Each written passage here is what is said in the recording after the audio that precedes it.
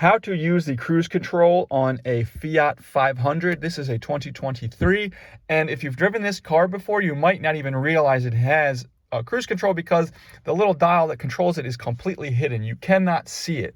If you're looking at the car here, it doesn't look like there's cruise control anywhere, because the cruise control is this dial back here that's hidden behind. I'm even going to open the door so I can even show you how it works. So to show you how it works, the first thing you need to do is to turn it on, or to activate it, we have this inner dial here.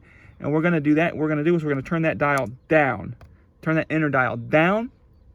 And then once we do that, we can set the one, and we're at the speed we want. We can set it by just going like that, tilting this up, boom, and we'll set it. And then we can adjust the speed, accelerate, decelerate, using the dial like that. As long as this continues to be in the cruise control, we can actually just turn the cruise control off by going back to the middle position.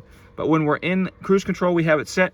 We can also just pause and then resume with this button right here. So we're just going to hit this to pause, and then this button to resume the cruise control. And then when we're done in the cruise control, we'll just turn it off like that.